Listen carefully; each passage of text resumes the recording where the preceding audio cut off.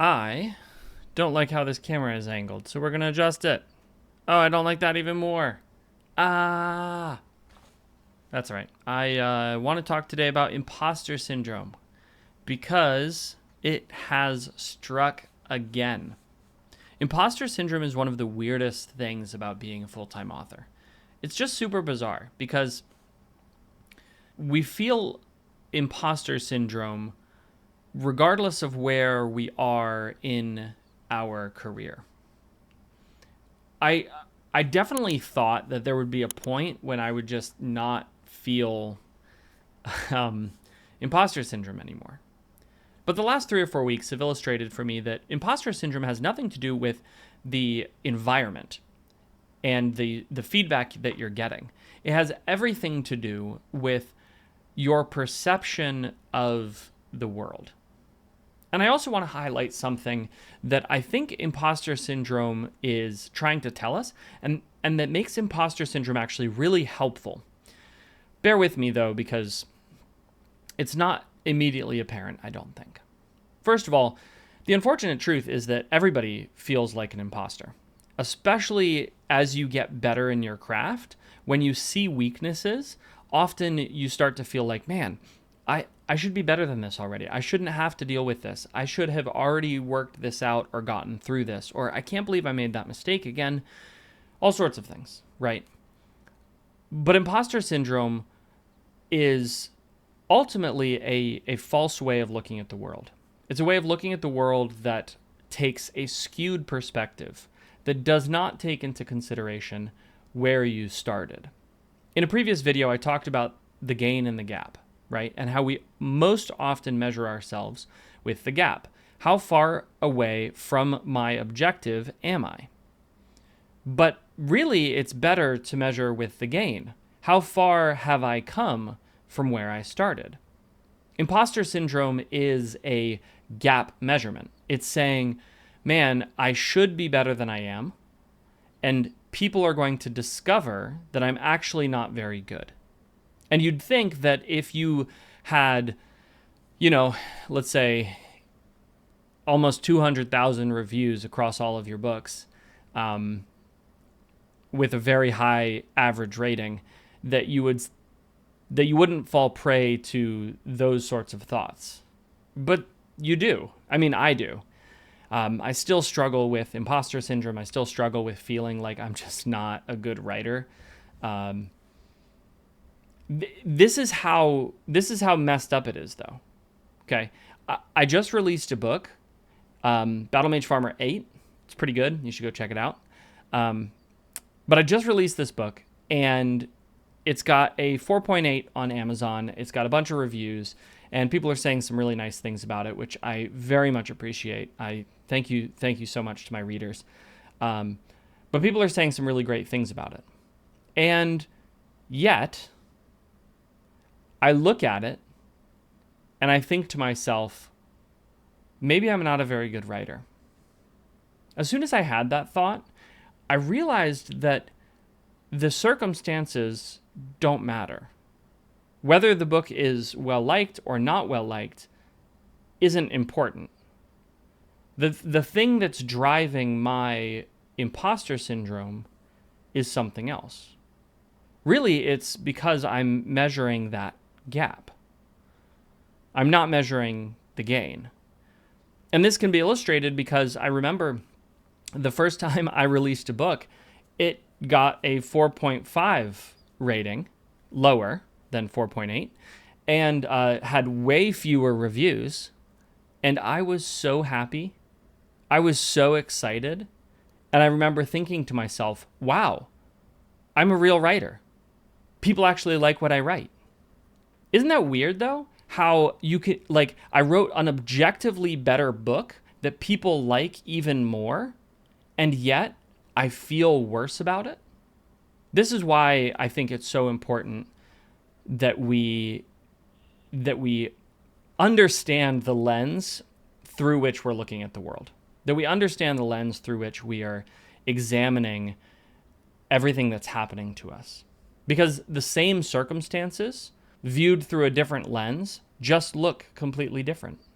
If I was measuring the gain instead of the gap, looking at this book that I just released wouldn't have awoken feelings of failure in me, wouldn't have awoken imposter syndrome in me. Instead, I'd be looking at it and thinking to myself, wow, I'm actually doing really well. This is going way better than I had any right to expect. Not only that, but my writing is getting better. I'm making progress. So I think that the big takeaway from this video is just pay attention to how you're looking at the world. Don't blindly accept your first thought. Don't blindly accept the sort of first thing that springs to mind or the first feeling that wells up. Instead, take a moment, breathe, and re-examine it. Are you measuring the gap? Or are you measuring the gain?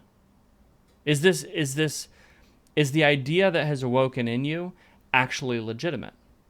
Or is it a skewed way of looking at the world that discounts everything else? But now I want to talk about why I think imposter syndrome might actually be a good thing. Often when we have an emotion, when we feel something, especially when it relates to our writing or to a creative work that we're working on, that emotion exists for a reason. It's there to alert us to something, right? The emotion is not the point. The emotion happens because there's something that we need to pay attention to, and we're not paying attention to it. And that might be that you're out of integrity with yourself. So for instance, if you're creating something and you start to feel really discomforted by it, or you start to feel a whole lot of resistance to continuing, it might be that you're out of integrity with yourself. You're trying to create something that isn't actually true to who you are. If you write something and you start to feel imposter syndrome, it could be that subconsciously you're actually picking up on problems that you don't necessarily know how to fix yet, or problems that you just sort of ignored and pushed aside. Imposter syndrome is sort of like a flag that your subconscious waves every time it says, hey, you could be really good at this. You could be better at this than you are. In light of this sort of new way of understanding imposter syndrome, feeling like an imposter just means that I have to examine my writing more critically. I have to take a moment and say, what is it specifically about this that makes me feel like an imposter? What is it specifically that makes me feel like people won't like it? What is it specifically that I think I might be able to improve in my writing? Because that's the thing about being an imposter, is that you're afraid somebody is going to find you out. They're going to find out that you're actually not as good as you're pretending to be. Okay, so if that's the case, if that's what my subconscious is telling me, then how do I figure out what it is that I need to work on? How do I figure out what it is that I can improve? I don't think that there's necessarily a tried and true method beyond just working on it, beyond just sitting down and thinking to yourself, okay, with this last book that I wrote or with this book that I'm working on, what is it that I think could be improved? Where am I not measuring up to the idea that I have in my head? Now, I'm also a huge fan of not going back and rewriting and then going back and rewriting and going back and rewriting. And instead, I'm a fan of moving forward. So when I note those things down, when I write them down as things that I need to work on or improve, then I'm just going to take them forward with me to work on in the next book.